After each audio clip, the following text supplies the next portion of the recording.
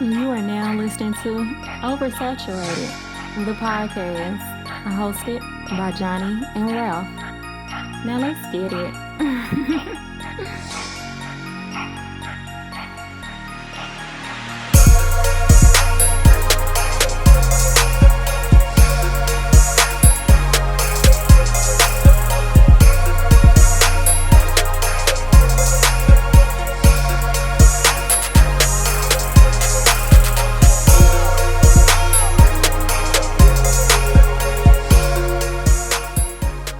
Welcome to another episode of Oversaturated, the podcast, where we discuss music, movies, pop culture, and everything in between. I'm Johnny. And I'm Ralph. Welcome to episode number 292. Wow, 292, man. I am the real Belly Gang Cushington this week. I've been I have not been in the gym. Life is hard. I've been eating Belly Gang Cushington. Hey, we'll get back right. We'll get back right. Yes. We'll get back right. New listeners, please follow us on all social media.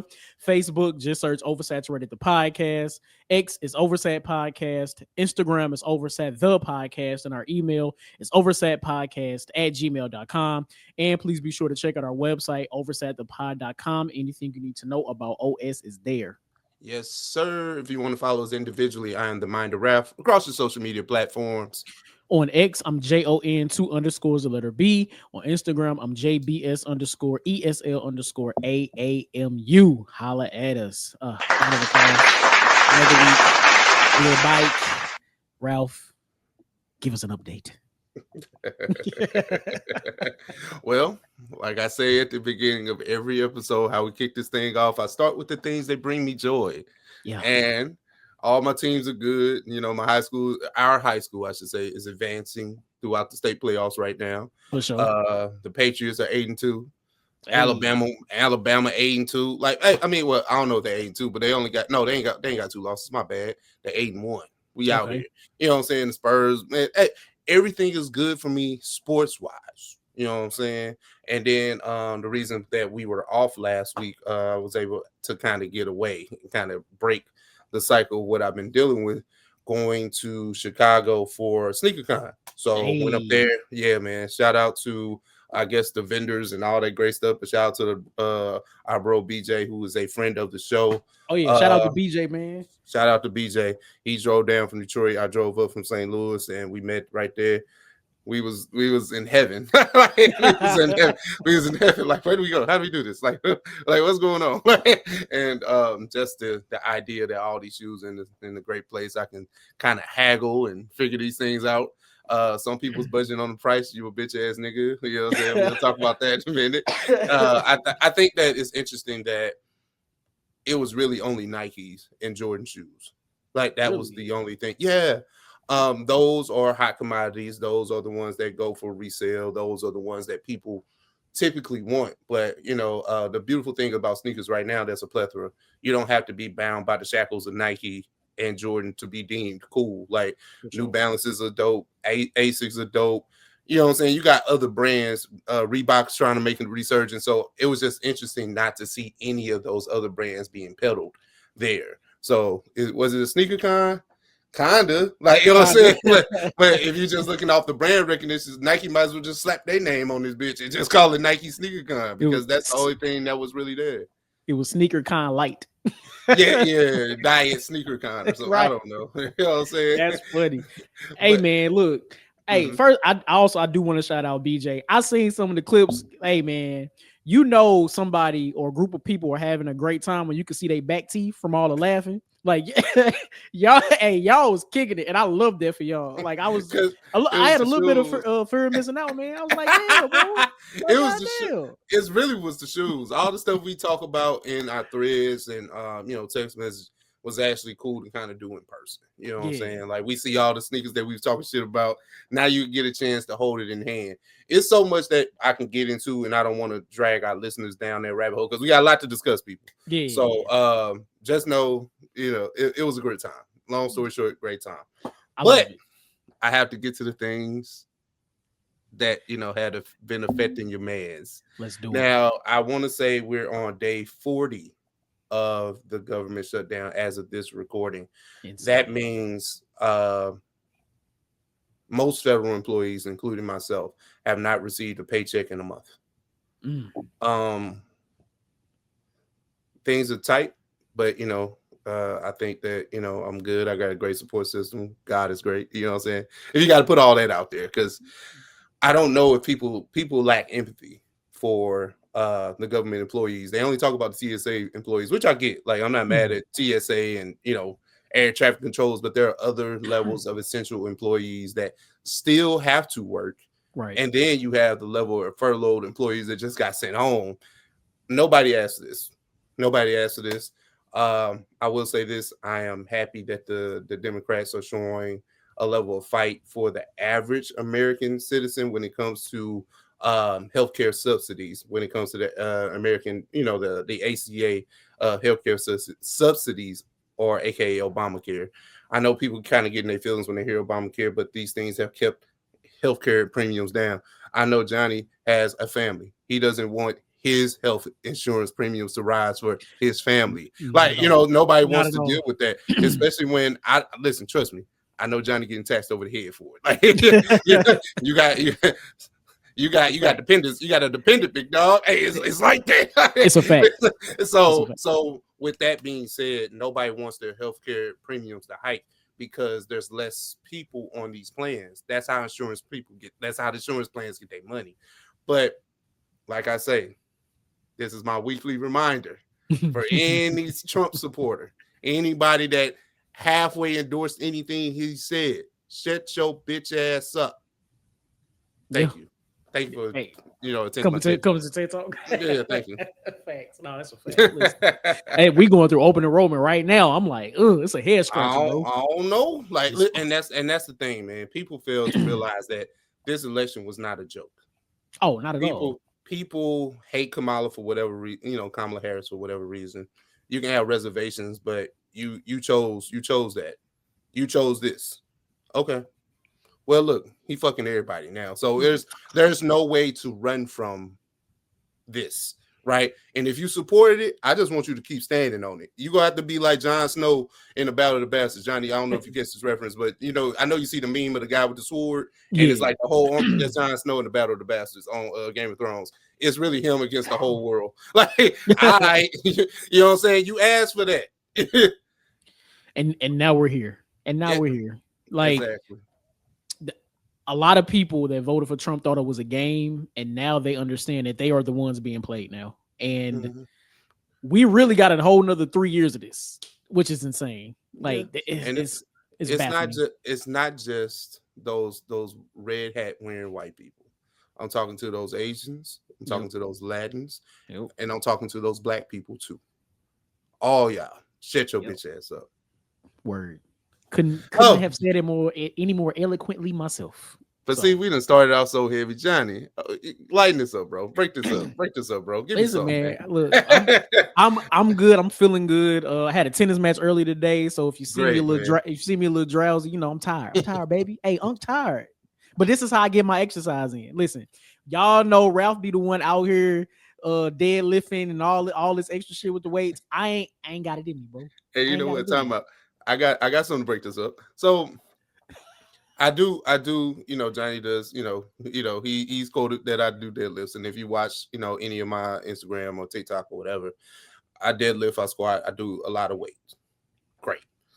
Why did I tweak my back? And it did not come from gym work.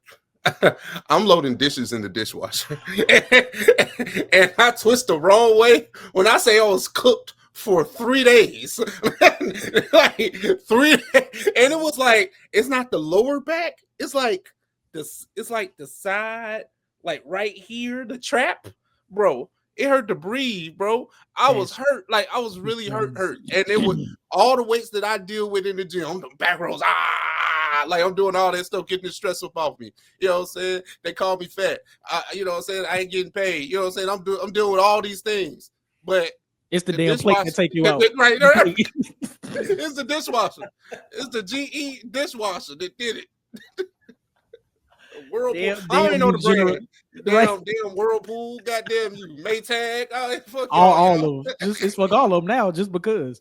If one do it, they all got to get it. It don't even matter. Exactly. They all got to get it. Goddamn. Damn, that's crazy.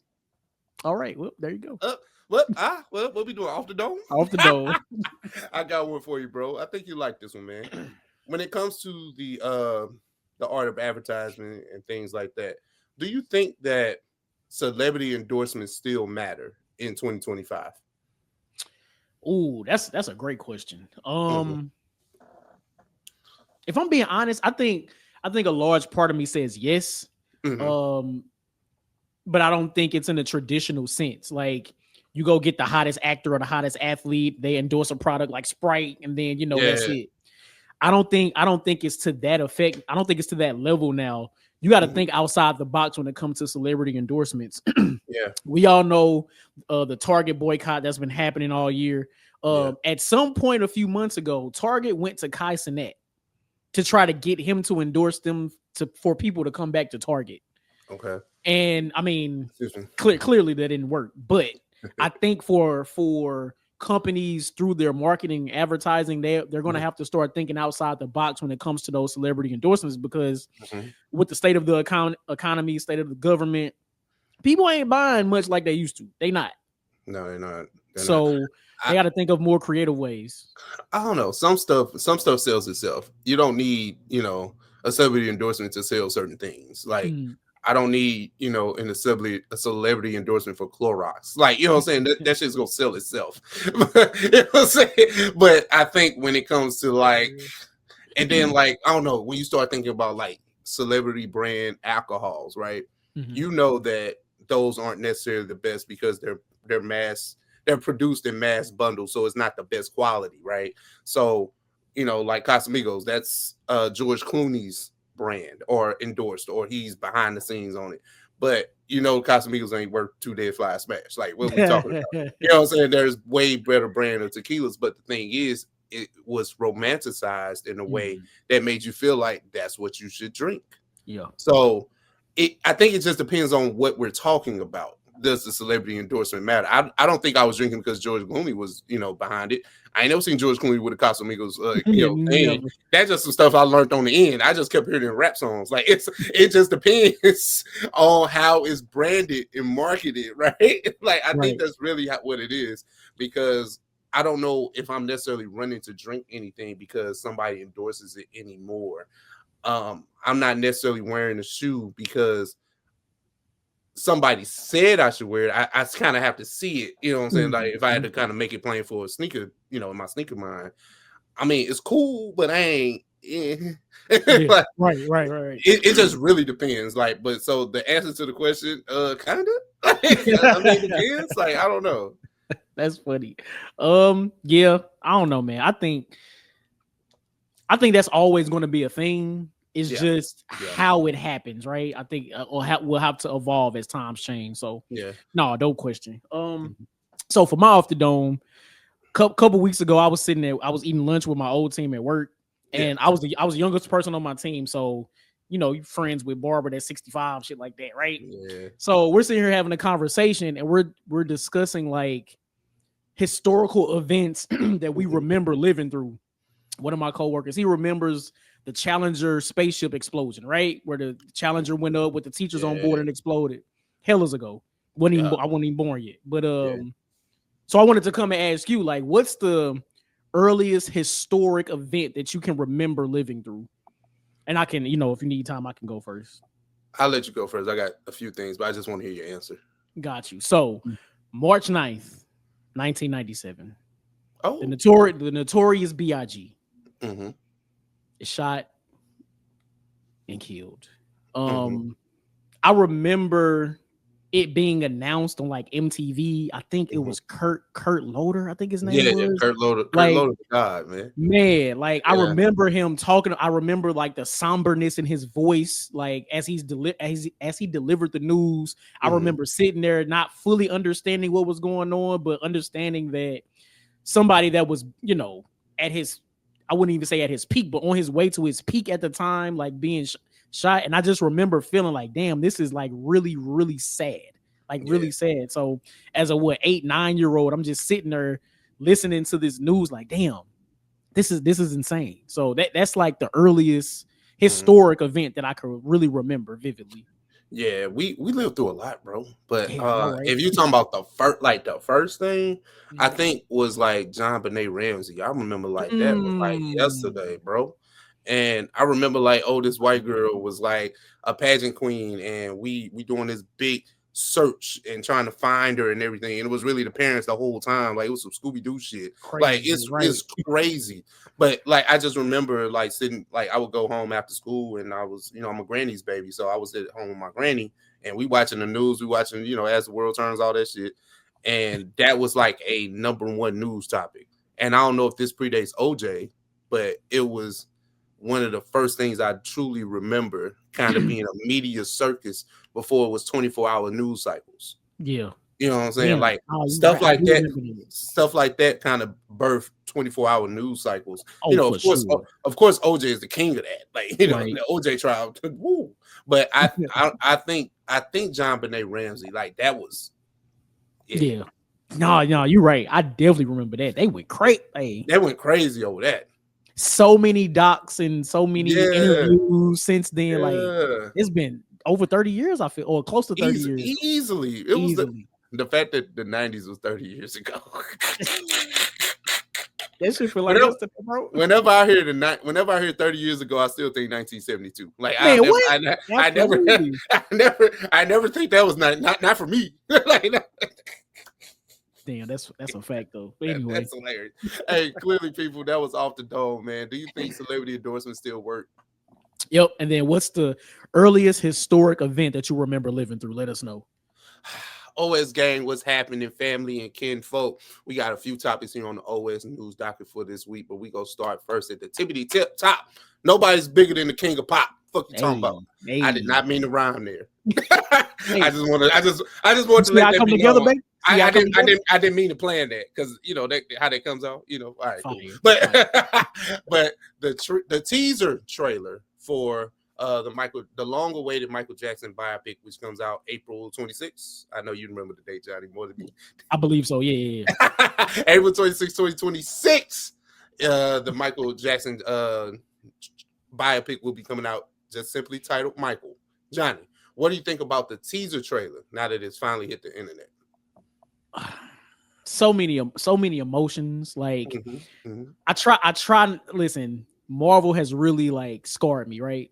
I try my damnness not to be excited and hype over movie trailers anymore. Come on, man, but it's Michael Jackson, bro. It's Michael Jackson. Like, I think the teaser trailer itself, I thought it was amazing. Shout out to Jafar, his Michael's nephew. I think he looks amazing in this film. Listen, man, I had a lot of emotions watching. I ain't gonna front. I ain't gonna lie to you. A lot of emotions. I think it was a fantastic trailer. And if I wasn't already excited, it got me. It got me. Like I'm trying to figure out which cosplay I'm going to the movies in now. Like what version of Mike I want to be, I don't know yet. Sidebar, man. The movies are gonna be a fool. So just prepare for it. You can't outrun it. You can't go matinee. You can't go early in the morning. It don't matter. You're gonna be in there with a lot of people dancing, and moonwalk. It's gonna be a lot of theatrics. Off the rip, I gotta see it twice because I know the first time I ain't even gonna catch everything because I'm just gonna be too enthralled in like the music. Like absolutely. If I'm sticking to the teaser trailer, I think that it was amazing. It hit every emotion you needed it to do. Absolutely. Like, you know what I'm saying? And that's what a teaser trailer is supposed to do. Pull the mask over you, hoodwink you a little bit. You're like, oh man, this is amazing. Like, you know what I'm saying? The super mix of all the songs from Thriller, like just the mix of that, and shout out to our boy Nathan. Like I call him Nathan. I don't know his real name, but he was Nathan on Insecure, and now he's playing Quincy Jones in the Michael Jackson biopic, and I think that's amazing, man. I always stand. I got to be the guy. And it's not being complete contrarian. I just know that when it comes to music biopics, the thing is that we're solely looking for the performance pieces, which is great. You know what I'm saying? I think what they showed. Oh no, Yeah. Jafar was up there doing this big one. Getting to it. But we gotta talk about the acting, big dog. You know what I'm saying? And I know that he has a great cast around him, and I think that's what I'm more concerned with. He got some heavy hitters, the right producers there, the right directors there. I am sold on this film at least being a 7. I'm just, if we being honest about what the film is supposed to be. Yeah. I think that it's just going to be a reboot of American Dream because I don't think they're even going to get to. I heard this movie's supposed to be broken into 2 parts because Part 2, yeah, Michael Jackson died at 59. Mm-hmm. He lived 3, 4, 5 different lives. You know what I'm saying? And that's a lot. That's a lot of life to cover. So of course we go give the glory years, but I want to see what that second half gonna look like. You know what I'm saying? That's what I want the real. I want to know stuff I don't know already. You know what I'm saying? So I hope that's kind of discovered in the film. That's really what I want as a fan. And I remember when this was first. It's funny you say that because when this biopic was first announced, I remember you saying the same thing. So I feel you. I'm with you. The last line of the trailer though, when Mike was like, "Can you turn the lights down, Q?" I said, "Oh no, this shit finna be fire. This shit finna be fire. I can't wait. I can't wait." Listen, I just know the performance piece is gonna be immaculate. What about everything else? What about everything else around it? Listen, I can go right. Like, listen, I'm gonna be that guy. I'm like, hey, I can go watch Michael Jackson concert footage now. Like, you know what I'm saying?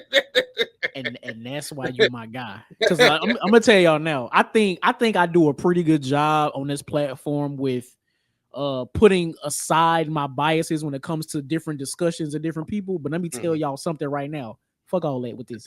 Nah. I'm giving a disclaimer now. Giving a disclaimer now. Like this is all bias. I don't care. It's 1.5 billion. Easy. May look easy. First weekend. First weekend. 1.5. The Thursday night showing getting 100 million off top, like right there. That's it. You know what? That's not far-fetched to say. See, come on. That's not far-fetched to say. Guardians of the Galaxy do that type of money. Hey, this is it's like for Mike. You know what I'm saying? All the straight. Hey man, I would love to be a Michael Jackson descendant. Like I say descendant. That's crazy, but like one of his kids or something like that. Because like part of the state. Oh, bro, they finna eat. Like they finna eat so crazy. Like just off of the trailer alone, I know some streams done went back up. Like I know somebody done went and bought a Thriller like vinyl just off the street. just right now, right? Just off the street. Like we gotta run this back. Just to hold it in the theater, just unwrapped, like just to hold it. Oh man, that's funny. That's funny. You know what's crazy though? The day before the trailer actually like came out, I was listening to Thriller. Like I just turned it on just because. Like I didn't have a rhyme or reason. I just turned it on. And then the damn trailer came out. That's divinity. That's what that is. But yeah, man, let us know what y'all think about the Michael Jackson teaser trailer, because I know it's gonna be a full-length trailer at some point, and then maybe we'll get more of the other stuff that I'm clamoring for. So we'll see. But hey, man, let's try this out. 2026 Grammy nominations have hit the streets. It's time, man, because it's a lot of us in there. It's a lot of that. Hey. But hey, I will before we pull up. I know James gonna pull that up. Before we get into it, I will not get too excited because I know how these things typically work. They use to pull us in, and we fall for it every time. We fall for it every year. But yeah, man, 2026. I think I don't know if it's Leon Thomas or the Clips are leading everybody with nominations. I could be wrong. It was somebody. Hold on. It was somebody black. It was somebody black. Well, okay. Well, Kendrick Lamar again. Not surprising. Kendrick just opened his mouth. Somebody give him a great record. Hey. So what we doing, bro? What we got here? So where we want to start? Do we want to start with the hip hop categories or? Yeah, you know what we care about, man. Got you. So let's see if I can get to that real quick. All right, so I guess let's start here. Best rap performance. All right, we got Outside Cardi B, Chains and Whips, Clips, Kendrick Lamar, Anxiety, Doechii, TV Off, Kendrick Lamar featuring Lefty Gunplay, and Darling I, Tyler the Creator featuring Tizo Touchdown. That's best rap performance. I think that if I'm okay, I was about to say I think this is easy, but I think I lied. I know where you're going, but this is one that's is there, and it may not be your personal favorite, but I know that it when it was out there, it was out there. It's like talk to me. Which one? Doechii, Anxiety. Doechii is like, oh my god, and she won last year too, right? Didn't she? She did. So Anxiety missed that wave. My only issue with Anxiety in this category, it's like, now I like the song, I like Doechii, cool, but I think when it comes to best rap performance, I put TV Off and Chains and Whips over that performance wise. Yeah, absolutely. I mean, honestly, from what I remember about Anxiety, that's not a song that I didn't really tap into. I just know there was like real big social media wise, but that seems like melodic rap more so than the actual performance of the actual rap. I was gonna say the same thing. So, but if you're going off of like that, and I love TV Off, and I think I listen to it more, but Chains and Whips is the more superior song. So, and if you're going off performance wise, you know, we know what Malice did, we know what Kendrick did. So, boom, like right. I know. I'm not really here to argue on that. yeah, and I feel you on Chains and Whips, and I think TV Off is like a close second or a 1B type of situation. Pretty much. Either way, Kendrick walks away with one. Right, there you go. All right, bet. All right, say less. Say less. All right, best melodic rap performance. Okay. Proud of Me Wholeheartedly, Luther, We Maj. Did I pronounce that right? Yeah. And Somebody Loves Me. I'm not gonna lie. If we could give it to JID on this one, because Wholeheartedly is the one. That's the one. I think I said that when we reviewed the album. I was like, Wholeheartedly is that. But True. Luther is the one that has all the chart recognition, all the the airplay, and we'll talk about that a little bit later in the show too. But I mean, Luther wins, and I think it's clear. Yeah. No, I think I'm there with you on that one. Yeah. So next we have best rap song. Okay. All right. So we got Anxiety. This is like a songwriter award just by all the names. Yep. So we got Anxiety. We got The Birds Don't Sing. That's Clips. Okay. We have TGIF. Yeah, Sticky is up there too. Oh, Sticky. Okay, I skipped. Okay, Sticky, TGIF, TV Off. Okay, so just those. So Anxiety, The Birds Don't Sing, Sticky, TGIF, and TV Off. Birds Don't Sing. I don't know. That's the song that has some more substance, man. Hey, man, come on, bro. I think that's clear. I think that's clear. Now let's get to it, man. Let's shake something up, bro. This is where this is where we really get to it, right?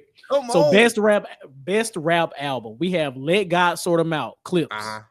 We have Glorious, Glorilla. We got God Does Like Ugly, JID or G. GNX, Kendrick Lamar, and Chromacopia, Tyler the Creator. Now, I feel like this is the second or third year in a row that we said this, but this is actually a really solid category. It really is, if we go be completely honest, right? I feel like the one that probably is the least likely to win, and that's respectfully, is the God Does Like Ugly. I think that's the long shot here. Really? Compared to all of them, because the reason I say this is right, because I looked at how Grammys have awarded rap albums like what Glorious has been. It could be, pretty much looked at as invasion of privacy in the year that it won, right? Like, look at what Invasion of Privacy went back and won against. Like, and we can have this whole discussion again. That's why I said Glorious has a chance. And Glorious is it's not a bad album. It's an amazing album. It's pretty solid. It's pretty solid. But I mean, we know who has the best album here, but it's not about. That's our subjective mind on that, right? I don't think that's just a fact. I think that Let God Sort 'Em Out is the best rap album in this category. Mhm. But if Chromacopia wins, it's not a slight. Not at all. Not at all. If GNX wins, hey, we kind of saw that coming. Like, you know what I'm saying? But the Let God Sort 'Em Out rollout is still going. They're still doing like promotional runs. They're on GQ. Do you see them dressed like Carlton Banks? And I seen they didn't. Listen, man, Clips performed at the Vatican. I don't care, like whatever religion you are, that's cool. Like, you know, shout out to y'all. But like that says something. Like Pusha and Malice to be where they, you know, where they come from, whatever their past was, them coming up in their career the way that they did, them coming off a 15-year hiatus as a duo and coming back and putting out such a great body of work, like Let God Sort 'Em Out. Listen, y'all know I'm the Tyler guy here. Y'all know that. And I love Chromacopia, but Let God Sort 'Em Out, I feel like deserves this out of what else is nominated. Like, I can't get over it, man. She was amazing. Yeah, we were able to witness that. Exactly. Let's get to R&B, bro, real quick, and then we can maybe try to do the album of the year before we get up off of this. Okay. Now what we got here? Best R&B performance, man. Okay, you got UConn with Justin Bieber. You got It Depends with Chris Brown featuring Bryson Tiller. You got Folded with Kehlani. You got Mutt. It says live from NPR's Tiny Desk. I don't understand why that's there. That version, being nominated is crazy. I mean, it's the best R&B performance. But all right, cool. And then you got Heart of a Woman with Summer Walker. So out of these songs here, bro, like, what do you think? What you got going here? I'm gonna be honest. I feel like that Folded by Kehlani, that shit didn't have a hell of a run the last, I don't even know how long. Like I've heard it everywhere. We didn't see 11 different remixes. Like that song has first, it's a great song. Let's start there. But the fact that it has, like, it gained so many sets of legs, right? Like the song itself when it came out was dope. And then all of the different remixes that have come out, they put out a remix pack on DSPs. Like that's how fire that song is. Like I think I'm going with Folded here. I ain't gonna hold you. Folded, and it ain't clear to me. Like it ain't close. That's what I meant to say. It ain't close. Like Mutt, and then the Mutt the live version. I'm not sure if Mutt was nominated last year, and maybe that's why the live version. That's what I'm thinking. But, you know, Mutt had a run, too. So I won't discount Leon in that. I've heard better Summer Walker records than Heart of a Woman. So, you know, it's cool. Chris Brown, It Depends is a million songs like that. We ain't got to give him that. And then Justin Bieber, no. And I like the song. And I like the song, but no. Just no, that's I came on the platform saying Kehlani, that song got crack in it. Like I was like, that song got the original got crack in it, and then we just out here remixing it all willy nilly. Like, bro, the song so fire. Brandy only remixed the hook. She didn't even put a verse on it. She just did the hook. Brandy, like that, and that would lead to like the question that we had talked about a few pods ago. I was like, man, this song fire, bro, and like. The fact that it's having the run and it's continuing to have a run, just the challenges on TikTok, all that stuff. I think I'm just kind of putting in the pot as to why she should win the song. And I do think out of all of these songs, I think that it is the superior one. That's me for sure. Yeah, most definitely. You want to do traditional R&B performance? No, I'm gonna pass on it because I honestly am not too familiar with those songs. Unless you are. No, I'm not. Okay. All right, so best R&B song. So we have Folded, we have Heart of a Woman, we have It Depends, Overqualified, and Yes It Is. Okay. And that's a Leon Thomas song. So we got Leon Thomas, Duran, Chris Brown, Summer Walker, and Kehlani. Yep. I'm still getting Kehlani, but I love Duran being here. Duran is actually nominated a few times, so I know his bag is going up. So shout out to Duran.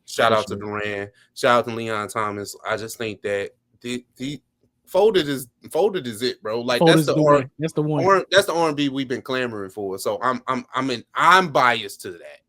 Yeah. Yeah. Shout out, man. Shout out. We want to do best progressive R&B album or just Uh, best R&B album. best R&B album.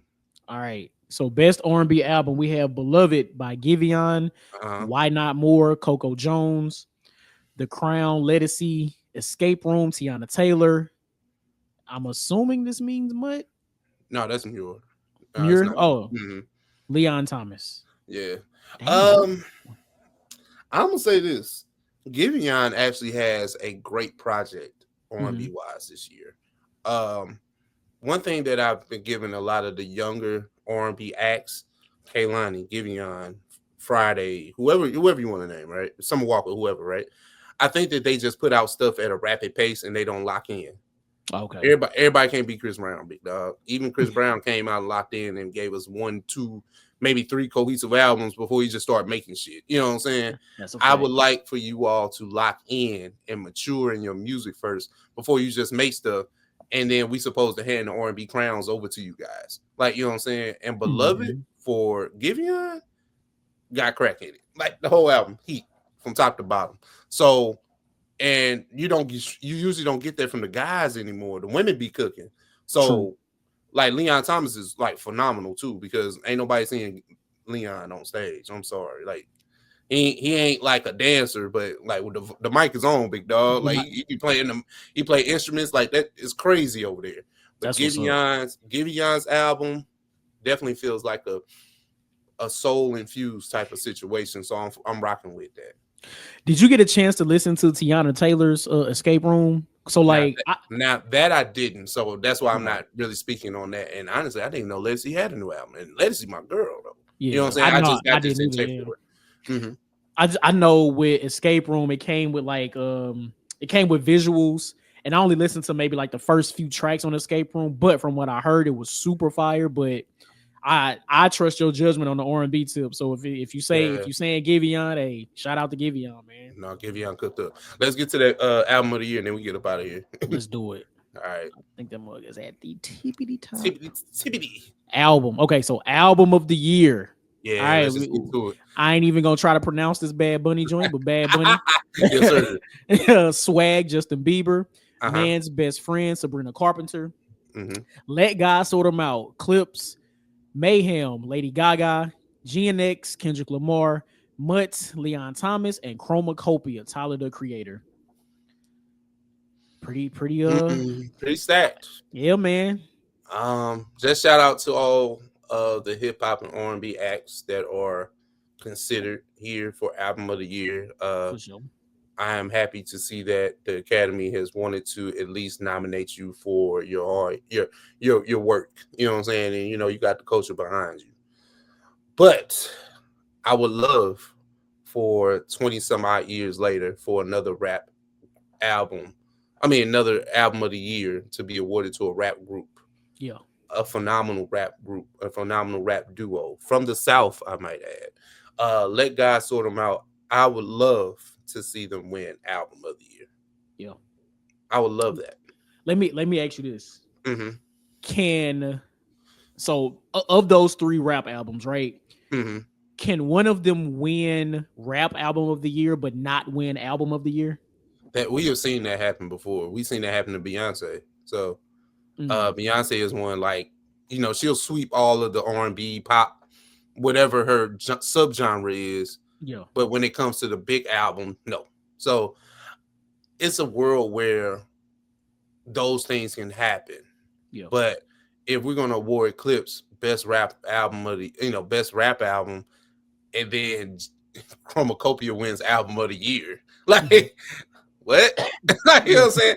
Like, what's the difference here? You know what I'm saying? And then now we'll be having the other conversation. Well, Chromacopia even Tyler's best work, and it was the time where, you know, like now we having these discussions. Yeah. So, but I'm gonna just shoot and just say I won't let God to sort them out to win. Flat out. Now, what I will say, in Tyler the Creator's case specifically, this is his 3rd album in a row being nominated for Rap Album of the Year, and his first for being Album of the Year, I believe. Okay, this is the first. So Igor never made Album of the Year. Because I think, well, I know he won a Grammy for Igor, and he was upset by that, but I didn't know if he was up there for album of the year as well. I know he was upset from being categorized as rap when it wasn't a traditional rap album. Hold on, let me Google this real quick. No, Igor was not nominated for album of the year. No, it was not. Okay.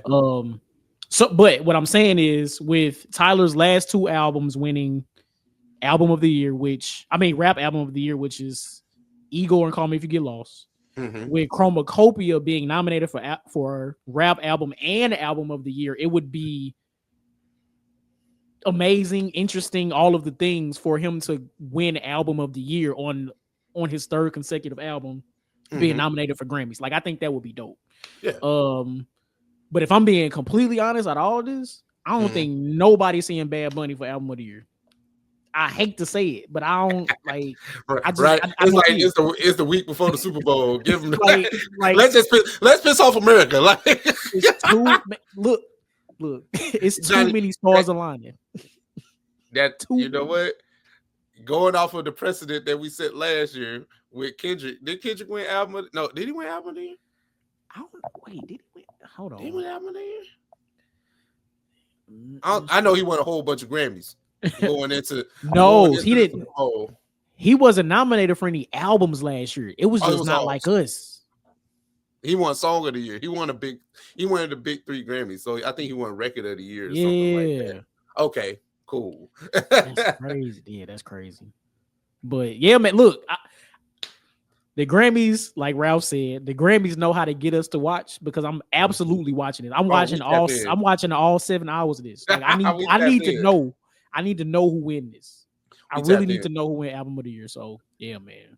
Yeah, we tapped in, man. Let's get into this, man. Let us know what you think about those 2026 Grammy nominations. But let's get into Billboard. Billboard Hot 100 has put out a recent article saying that no rap song is in the top 40 for the first time since 1990. Now, there's a true caveat to this. Billboard has changed its requirements for certain songs, right?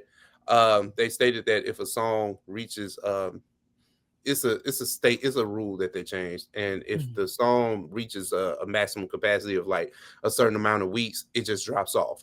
And they trying to give an opportunity to newer songs to rise to the occasion. So now you won't just get songs. Oh, this song has been on the Hot 100 for 73 weeks now. Like, goddamn, like that. I think they're trying to give a fair shot to other songs, and I think that's probably a thing of streaming at this point. And that's probably why they're trying to switch up the rules. So, Johnny, maybe it's a 2-part question, and we never know where we can go with these things. But with hip hop not having representation in the top 40 for the first time in 30 plus years, what do you think about that? I'm gonna be honest with you. I'm not necessarily mad at it. I think that kind of puts hip hop on some type of alert where it's time to do something different. Like, understanding from the 90s, hip hop has evolved into many different things. We have so many different subgenres under hip hop. So many different subgenres have made the top 100, top 10, number 1. That's cool. I love it. But I think in most aspects, hip hop has become, or rap has become, stagnant, right? Yeah. And we've been seeing way too much. Like, maybe we've seen too much Drake. Maybe we've seen too many copies of Drake. Maybe we've seen too many copies of other artists, right? And those things just don't seem to work anymore. And I think it puts rappers, hip hop artists, everybody in the culture on notice. Okay, it's time to do what hip hop does best and evolve. Yeah. It's time to evolve and do something different, do something meaningful, right? So I ain't really mad at it. I hope that the newer artists, the current artists that are outside, take this as okay, let me switch it up. Let me try to venture out and do something different, something new. So I'm hoping that's where we get to from this. I like that, and I appreciate your optimism on that. And that's not even me being facetious when I say that, bro. I actually like that, because we always looked at top 40 as a slight. You know what I'm saying? At this time, top 40 is a slight. Like, if you're making rap songs that reach the top 40, you're a dweeb. Like, not a dweeb, but it's just like you're making hits, and it's just like, Where's the value of substance in that? Now, if it's one of the hardest songs you ever heard, those songs traditionally don't make it that far up. You know what I'm saying? Think about the songs that you bump right now that actually mean something. It means something to me. Like, you know what I'm saying? Like, you know what I'm saying? That it ain't nowhere near that. You know what I'm saying? You'd be surprised if it charted. Like, you know what I'm saying? You'd be like, oh damn, that's what's up. So those songs typically top 40 does not have meaningful stuff to it. Like, they're just fly by night, they're pop. That's what it is. So it's not an indication of anything being wrong with the genre. And I don't look at it like that. And even if Billboard didn't change the rules, because the rule is the very strong caveat of this, I still don't think anything's wrong with the genre. It's just stuff has changed. And I'm glad that you put it out there put the onus on the artist to start doing different things. And you start to see like Big S the Plug like genuinely collab with country artists. Now, whatever that album does, I think it does have some chart placement. It's just not top 40. I think the songs are good because I've had listened to the album and I enjoy it. He's rapping. I think we try to speculate like, is he gonna be singing or something? No, he's rapping. He just has country artists on every song. But I don't feel no way about it. I think it's actually dope because we know hip hop is in a great space. We know that. Because we're genuinely tapped into what's going on. Now, if there's no Drake to save it numbers wise, so the fuck what? Like, I don't care about that. Like, like it's cool to have bragging rights on your artists. You know what I'm saying? I get that. We talk shit about Grammys. We talk shit about numbers. We talk, platinum albums and, streams. You know what I'm saying? We'll get to that in a minute. But it's good to see that, hey, maybe we need to, we can kind of start, reeling this back in and figuring this back out. You know what I'm saying? Hip hop used to be, and not saying that it completely went away, but it really used to be the voice of us, right? Voice of the culture. And I feel like for the most part, we've gotten away from that. The thing that made hip hop great, it made us be able to express ourselves the way that nobody else would be able to even fathom and understand, right? And I feel like we've gotten so far away from that, so far away from that. Hopefully this is a chance for us to, really back in. Question: do you think that the barrier entry is the reason why the songs just don't hit the way they used to? It could be. Listen, the last few months I've heard several people say it's like 1 million songs uploaded to DSPs like every week or some shit like that, right? How can you gatekeep that shit? Gatekeep that shit. Don't put you shouldn't be able to put no shit out unless somebody hear it and it's dope or at least decent. And then you know what? Maybe I am conservative. I am conservative in the way that I feel like my entertainment should be really good entertainers, where we're not propagating people because of popularity, right? Talent should always rise to the top. Now, if they happen to be popular in their talent, okay.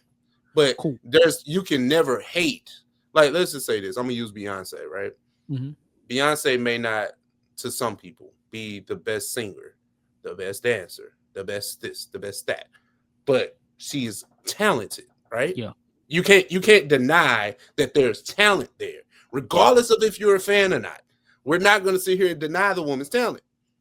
But if we just got 1 million other women out here singing and dancing, and they ain't singing, they ain't, the albums, the songs ain't really hitting, or it's like, what are we talking about? You know what I'm saying? Like, and I like the old school model of artist development, really getting into, really putting those shots up in the gym, and then it shows when you perform. It shows, when it's not just in the studio. You know what I'm saying? We ain't got people out here, oh, I got stage anxiety. Shut up. You signed up for this.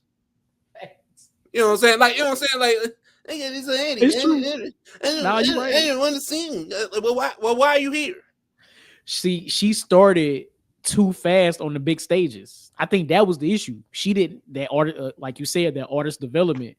You gotta play you gotta play the little venues first and work your way up. That's how you get to that.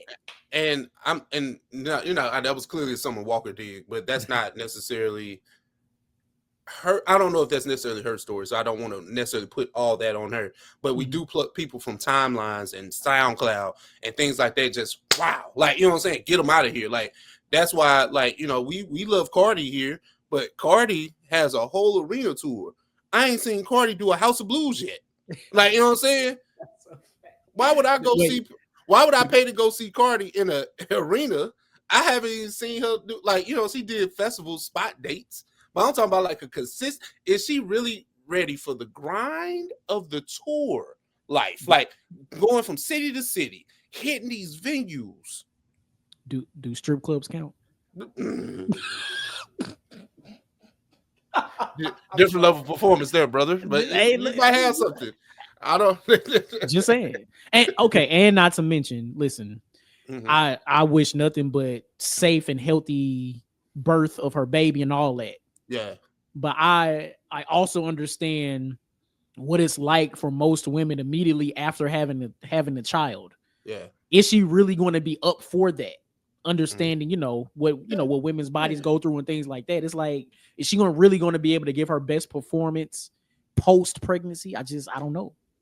I don't know, but then again, I haven't seen a consistent level of performance on the road for me to warrant like, hey, you know what? I want to go see you in concert. Right. You know what I'm saying? Like I don't see that. But we gotten so far away from God's grace on that topic. But just thinking about where hip hop is, I still think hip hop is in a great space. I don't think anything of this whole, song not being in the top 40. It is what it is. We have bragging rights when it comes to our big icons of the genre, but at the same time, some of that stuff don't even matter sometimes. Facts. Yeah, that's a fact. But hey, man, let us know what y'all think about any of that. But let's get to the next topic here, man. There's a lawsuit. I don't even want to pin this on Aubrey right now, but he is named in the class action, man, as an example. He's not being sued, so I just want to clarify that. So there's a class action lawsuit against Spotify currently right now from artist producer RBX. Some may know him. He is a West Coast artist, producer, and cousin of Snoop Dogg. So he has deep ties to the industry, right? Yep. However, he is using he's having class action lawsuits stating that he's stating that right. I'm doing all this off the dome, but yeah, he's stating that fraudulent streams are reasons why we're not being compensated properly, and he used Drake as the example of fraudulent streams. And we know Drake get billions and billions and billions of streams. So if Drake is the catalyst for some of these fraudulent streams, the money is not dispersed properly amongst independent artists or the smaller artists. So that's RBS's claim. So now that I finally got that out, Johnny, what do you think about RBS's claim against Spotify? Hey man, I'm with him. I'm all the way with him. It's like, first of all, Spotify. Well, we already know that these streaming services, they don't pay the artists what they should be paid based on what they claim or deem a stream is worth. But the fact that Spotify specifically, I can't speak for any other DSPs, but they have this stream share model where they pull all of the subscription and ad dollars into a giant pool and then disperse it based on the person that has the most streams. Yeah. That is really unfair, especially thinking about RBX's claim where Drake has billions of fake streams, right? If Drake has 5 billion streams, 4 billion of those are fake. Of course, he's going to get the most money based on his stream share model. So that's taking away money from the smaller artists, and that's RBX's entire argument here. And I'm all the way with him. Drake has either featured he's either featured or is either a solo, but he has 10 diamond singles. That is a lot. You know what I'm saying? Of streams, because there's no way to, how do you say, like, we know what diamond is because, back in the day, that's 10 million records. But how do you equate that to streams, though? But Drake got 10 diamond singles. So even if they're featured or whatever, how does that money get dispersed to somebody like, RBX or anybody below them or any of the independent people when that there are bot forms, that there are, streaming forms that help push these types of songs to be even bigger than what they seem to be. So, and that was whole Drake's claim against UMG the first time. So clearly we know that this is an industry practice. So we can't even like, well, Drake is just being no. Drake know about it. You know what I'm saying? Everybody knows about it. It's just how are these things benefiting him and not benefiting others. And the stream share model is where he's suing Spotify over. And I do agree with that. And if Drake got to be named in the lawsuit, well, hey, shit, big dog, that's what happens when you're the big dog. You know what I'm saying? That's a fact. Yeah, I can't. And the crazy thing about this is Drake probably know this too. Like he probably know that this goes on behind the scenes. So it's not the fact that it's Drake. It's all the big artists. Shit, Sabrina Carpenter, bad shit, maybe even Bad Bunny. Shit, I don't know. But Biebs, it don't matter. Anybody, all of them. Listen, I don't know the whole legal process when it comes to this, but I hope RBX and all of the other artists that decide to join this class action suit, I hope they get all the money that they are owed and deserve. Because I'm with you, bro. Yeah, I support this lawsuit. Like, I'm changing my tune, right? But no, I think that what I'm saying, in this case, we're not suing on behalf of a rap battle or a rap beef or whatever. This is legitimately about money. And damn, I'm sounding like I'm caping for what Drake was talking about, right? But Drake wasn't doing that. But we're talking about money not being dispersed properly. And if Spotify is the #1 streaming platform in the entire world, we have to start looking at things a little bit differently over there. It's the reason why we can use Joe Budden as an stark example of why he started beefing with Spotify, because that money was not dispersed properly. He's like, well, why is my money in the mix with all the rest of them if I'm bringing in all the numbers? And we know that Drake brings in the numbers, so I'm not here to argue none of that. But it's just they inflated. Those numbers inflated. The numbers are inflated. So if the numbers are inflated, why is he getting the inflated money? Like, why at least kick that back down here? But they're not even doing that right. So, hey, man, play illegal games, you get legal action, and I need my coin. Yeah. I'm very excited. I want to see what comes of that. So let's have a little fun before we get up out of here, man. Every blue moon, the internet has to drag Jay-Z into something. And as the resident whole vendor, I have to be the person that tries to defend it. So way back yonder, and I'm pretty sure we discussed it back then, Jay-Z was in a space. I think it was Young Guru and Rob Markham and some other people.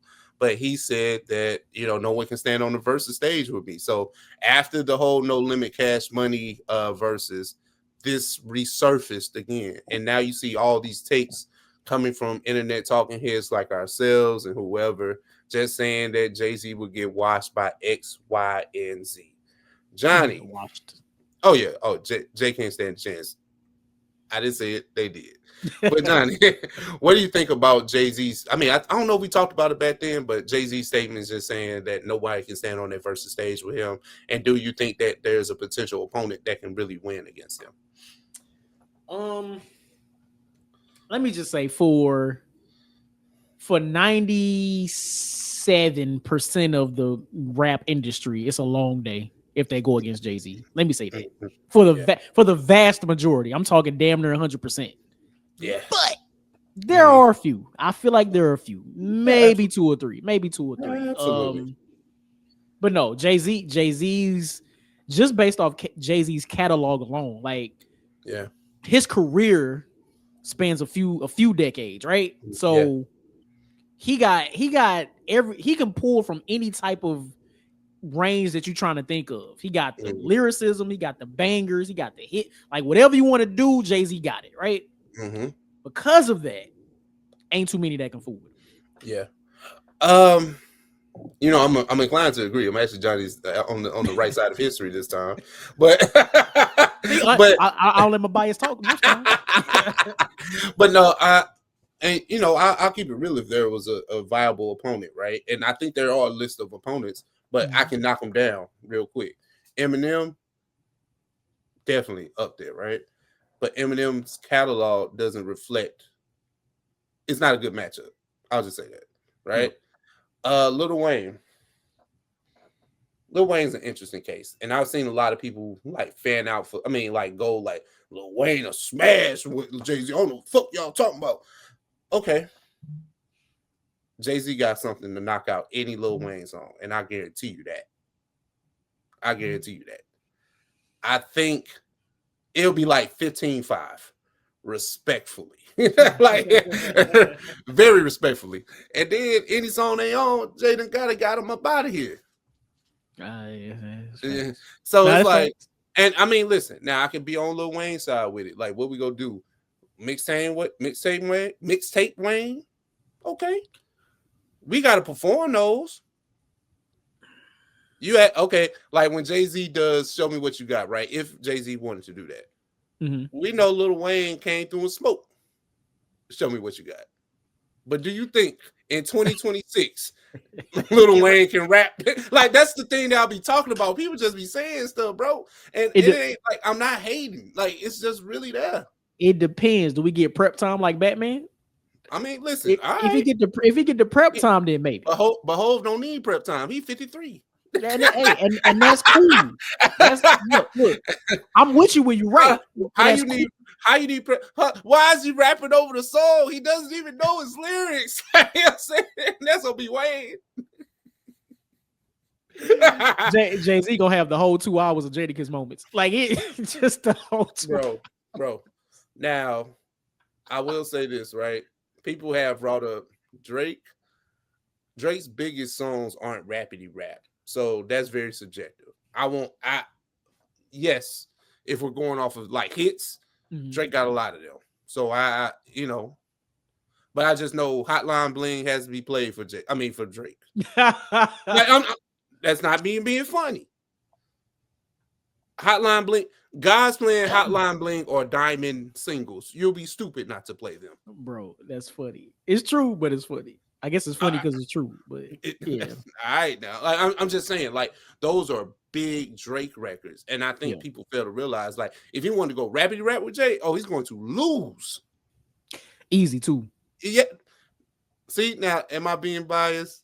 I don't know, because I'm fans of everybody, so it's not like I'm picking necessarily one over the other. I just think that Jay has a strong case, and Ye is the only person.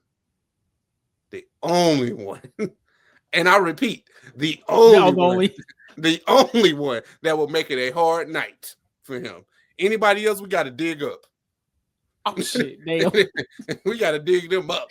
And that's a great point because Kanye also has the multiple bags that he can pull from. We're not even talking about just his catalog, right?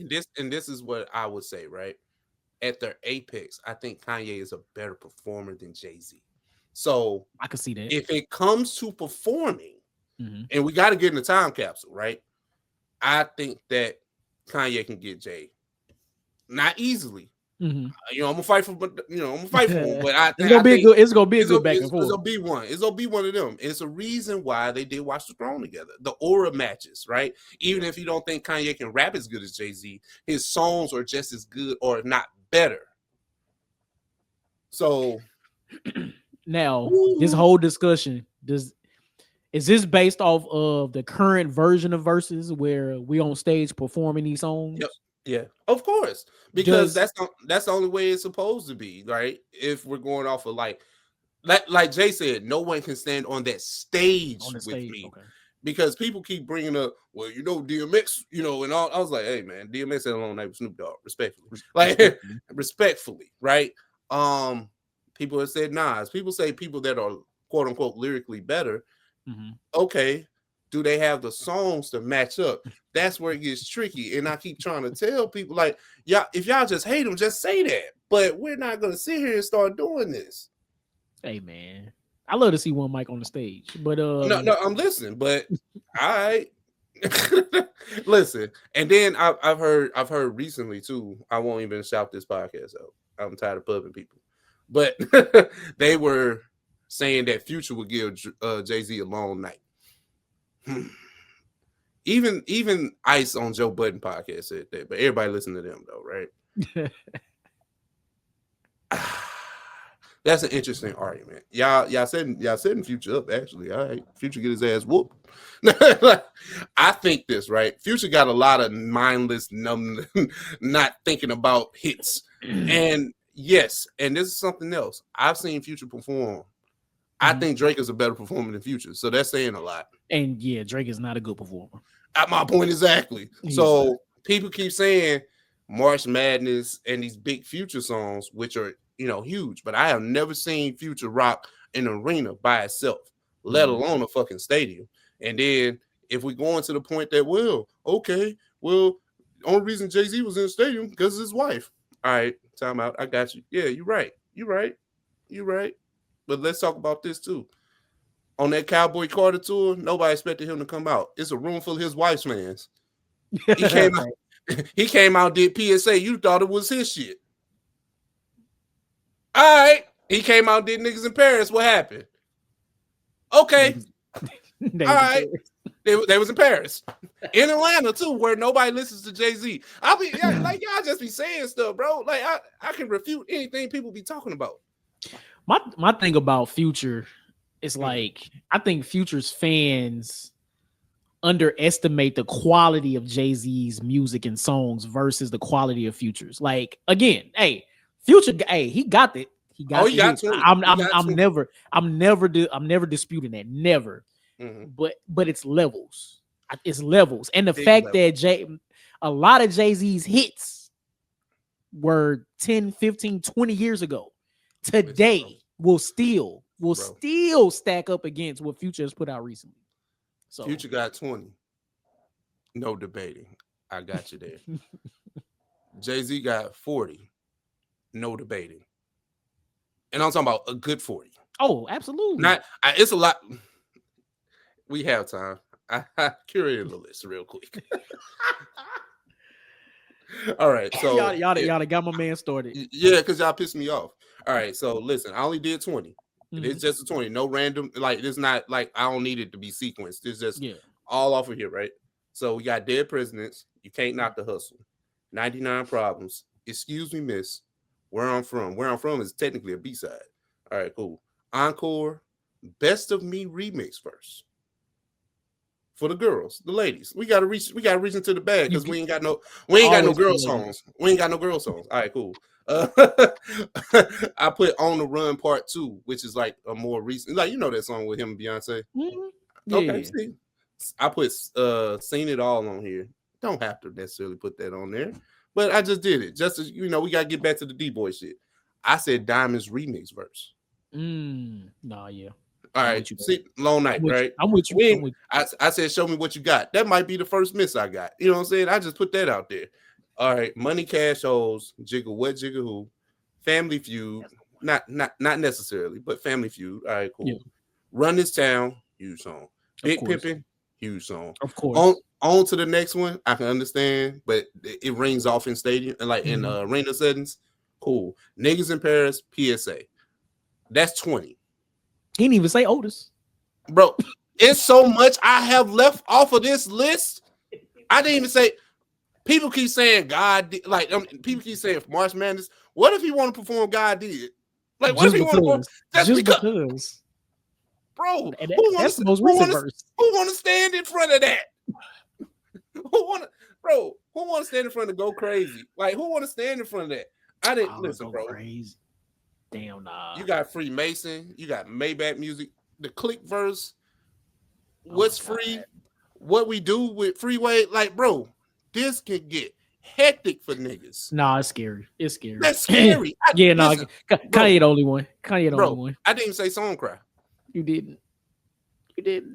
All right. I'm done here. I just wanted to bring up how y'all been disrespecting the king. Like, it's a reason why. You know what I'm saying? It's levels to this shit. I'm convinced. I mean, not that I wasn't before, but I'm convinced. It's so much I left off. That's if we going extra rounds, pause. Like, you know what I'm saying? If we got to pull out more, we got more. The bag is deep. Deep. The duffel was huge, brother. Shoulder, baby. Up to my shoulder. But I mean, listen, and it's not saying nobody can be beat, but I'm just looking at what it stacks up to be. And Jay-Z being one of my favorite rappers, that was easy for me to do that. But I'm fans of everybody else I just named. I'm fans of Nas. I'm fans of Lil Wayne. I'm a fan of Drake. I'm a fan of Future. I'm a fan of Eminem. I'm a fan of all of them. Yeah. So there's no explicit bias. But if we talking about like we gotta go 20 hits for 20 hits, all right. That's all I'm saying. All right. Hey, now I want to see it. It'll never happen. Never happen in a million years. But it would be it's more so a favor because there's not enough money that can sponsor this. Like, who's gonna be the angel investor for this Verzuz? Because who paying Jay-Z and then Drake, or Jay-Z and Future, Jay-Z and Nas, Jay-Z? Like, who's paying for that? They just got to get him ownership 50-50. It's going to Jay-Z and whoever else. Because think about this too, right? The features. What if Jay-Z want to bring his wife out? I didn't even say like Crazy in Love or Deja Vu. I didn't say Drunken Love. Drunken Love can be a lot of nigga shit. That's like, I don't even think. Like, come on, bro. Like, come on, man. What are we talking about, man? Like, Drunken Love beating commas. Especially if Beyonce come out. What? That's crazy. That's funny. I know. Listen, man. I'm here. Y'all got me tight, man. Y'all got me fucked up, man. But this the thing too, Jay-Z not being the performer that Busta Rhymes was, or like DMX, or like, there have been a myriad of people that are better performers, right? But ain't nobody seeing old man Hove when it comes to performing. Nobody. Definitely not. Amen. Jay-Z got aura, man, and that's not me. He got to, because he's not the performer. Like, you gotta have something. My thing is everybody knows it. It just so happened that people want to hate. Look, I'll be one of them people, but in certain conversations, I know what it is. I know. Let's stop this. Like, you know what I'm saying? Maybe my Jay-Z bias is not clickbaity enough. I should have said, you know what? I should have went the other way with it. You know what? Like, just start Jay-Z get thrashed by, what I'm saying? I don't know. Just he'll get thrashed. No, that's funny. But no, man, shout out to Jay-Z. Look, now two DJs got to just do it. Like, a DJ got to play Jay-Z and somebody got to do another artist. That's the only way that is fair. Only way. Honestly, that's the only way it's fair, because if he performing, out of here. If somebody plays 20 Jay-Z records and then 20 Future records, okay, you might have, Future might have that one. Because he ain't gotta perform it. Now, if you're asking him to get on that stage and fuck up some commas, Dirty Sprite in the styrofoam, like, hey, listen, all right, it's gonna be fucked up for real. All right, yeah, listen. Crazy. No, that's crazy. Hey, man, but clearly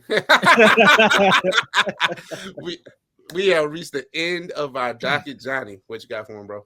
Listen, if you are on YouTube, first of all, we appreciate everybody for rocking with us this long. If you're on YouTube, hit the comment section. Let us know about any of the topics that we discussed today. Hit that like button, hit that subscribe button, and hit the notification bell. We will catch y'all next week. If you're on audio, just leave a comment, leave a review, all that shit. We love y'all. We love everybody. Okay? Yeah.